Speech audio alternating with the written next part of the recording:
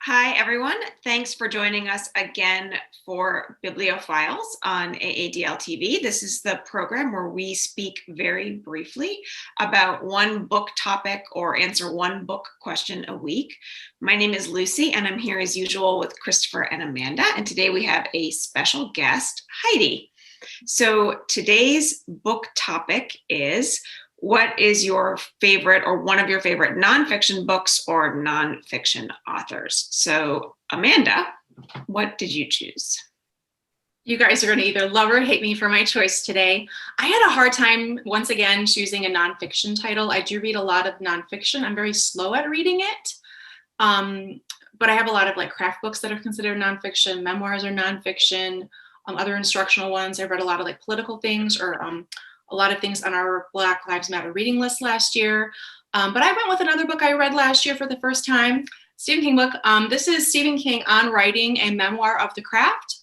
And I wasn't seeking this book out. I like collecting various Stephen King books, and I was at the downtown library, and I bought this from the Friends Bookshop, and I just bought it and put it on my shelf. It was $1, and I didn't really know if I was going to read it. I like reading his fiction. And then I was going on a beach trip over the last summer, and I wanted a paperback. I didn't want a library book. I didn't want, I just needed something I could take to the beach. And I grabbed this book and I put it on top of my case. And then I started reading it in my yard the night before, and I couldn't stop reading it. And I was like, Amanda, you need to put this down because you're taking it to read on the beach tomorrow. And I just kept reading it. And then I ended up finishing it on the beach. But the book is basic. It was written in 2000, and it's part memoir, part master class. And that's exactly what it is. The first maybe half of the book, Stephen King he tells some stories about his childhood and growing up and his family and his mom and his brother. And then he talks about meeting his wife, Tabitha, and they were young parents with a couple young kids. He was a teacher. He was writing in a very small trailer in a back corner. And so it talks about him writing a few of his first novels. And then it goes into the main thing, which is on writing. And he talks about the craft of writing and gives tips and tricks. And he focuses on this idea of having a toolbox. And of course, it starts with a narrative and a little story about I think his uncle or somebody has a toolbox. It's a literal toolbox with these different levels and layers in the toolbox. And then he adapts that and talks about it as far as writing goes and things that are in your toolbox, like grammar or vocabulary, word choice, things like that. So for me, it was really cool. I'm not a writer. And I haven't studied writing. I was a lit major, but I didn't study writing. So for me, my favorite part was, of course, the first half where it talked about more the memoir part of Stephen King and getting to become a writer. But I also really, really appreciated the part about writing, because even as a reader, I'm an avid reader, and just reading about some of the choices. And he talks about other authors, and he has some other bits and pieces from other people's books in it, just to give you comparisons. And he'll do 2 paragraphs and then compare which one do you want to read and why. And he just breaks it down in sort of a natural way. He's not being very preachy, which I thought was cool for me, who I wouldn't seek out naturally a book on how to be a writer or how to write. But I just thought it was pretty cool. It was a neat way to do the book. So yeah, Stephen King on writing. Christopher, what nonfiction title did you pick for us? I chose an author this time, and I chose Anne Fadiman. And she wrote the book, The Spirit Catches You and You Fall Down, which is a wonderful book about a clash of cultures and the medical profession, especially with the Hmong community. But that's not the book that I want to talk about the most today. I want to talk about her book, Ex Libris, which is a book all about books and all about writing and the love of books and the love of writing. It's a collection of, I think it's about 18 short little essays.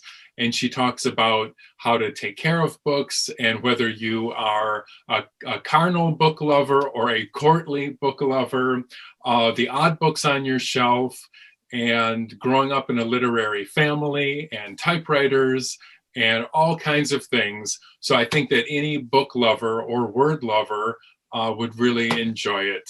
She's really a delight to read. So that's cool. We both had books on writing. Exactly.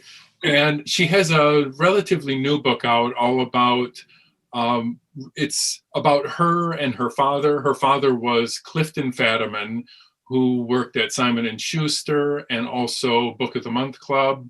So I'd kind of like to read that now. So, Heidi, what did you ultimately pick for us? I went with a choice that I did make about a month ago, and a book that I always would think of. And it's funny, it's not as like deep in a way as like what you guys were just talking about, but that's kind of a bad pun because the book is called Roots, Miracles Below. So it's deep in a different way. But yeah, I don't remember how I came across this book. I think it was sometime in college. I was probably browsing the stacks for something else and just saw this. I remember the title really jumped out at me. And like, I'm not a biologist or anything like that, or, you know, really heavy into studying plants, but I just really enjoyed the way it's written. I should tell you the author's name is Charles Morrow Wilson.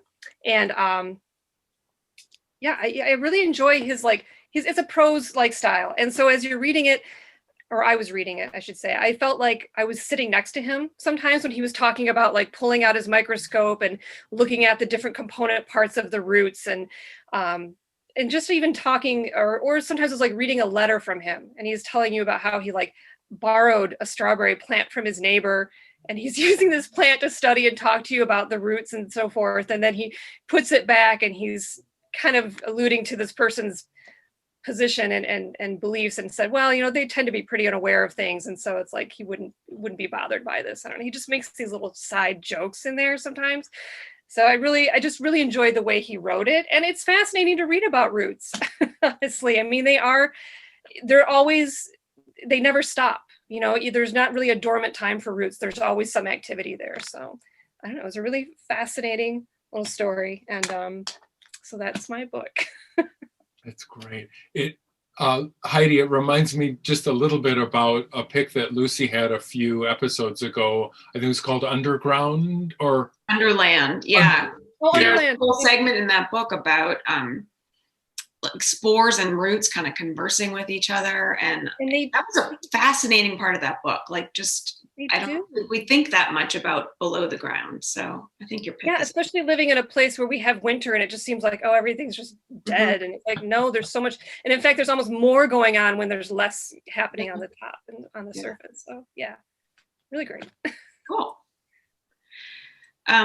So my pick was, I picked an author like you did, Christopher. And actually, before I mention mine, I do want to say that Anne Fadiman's book, The Spirit Catches You, was like the book that my daughter read that made her decide she wanted to study sociology. And like, she read it a long time ago, but that was like, it was such an important book for her. It's just interesting to hear that name brought up. It's so good. Yeah, it's just a great book. The author that I chose is Maggie Nelson, who is a critic, a literary and social critic, also sometimes a poet or an essayist. The first book that I read of hers is called The Argonauts, and it's a really short book. It's sort of a memoir. It is a memoir, but also kind of like auto theory. Maggie Nelson got pregnant at the same time that her partner started testosterone treatment. So her partner's non-binary, and they were going through very similar yet very different experiences at the same time. So she started to write about that in this book, and it's sort of a memoir about identity and desire and like love and the limitations of love and the possibilities of love. But there's just something about her writing. She writes in like these little short kind of bits. You know, she has a book of poetry called Bluets, and it's poetry, but it's like prose poetry. It's these little kind of vignettes, I would call them.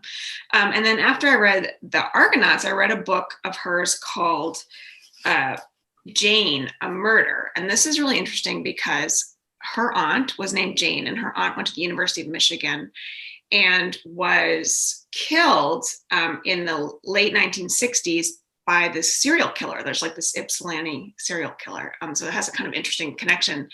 And this is, again, it's a memoir, but it's poems and reflections and diary entries of her aunts. And so she just sort of collects information in a very interesting way.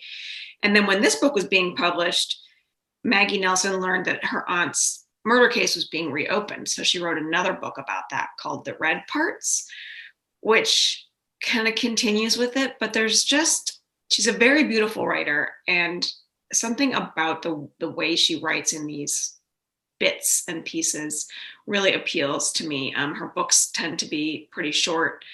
And I just find, like, I've gone back to them. I've read The Argonauts a few times, and I just find something different in it every time. So she's a really different nonfiction writer, and I think that's why I picked her. So that's Maggie Nelson. And does anyone else have anything to add? I just want to say thank you for inviting me to be on the show. This is really fun. Well, we have loved having you on here. It's always fun to have guests. And thank you all for tuning in and listening to this episode or watching this episode of Biblio Files. Next week, we will be back discussing a pick from, and many of the Black Lives Matter. There's been many Black Lives Matter reading lists that have been on the library website, and some of the discussion series lists. So we are each going to pick a favorite book from that. If any of our viewers have a favorite nonfiction book that they'd like to leave in the comments below, we'd love to hear from you. And we will see you next time on Biblio Files. Thanks.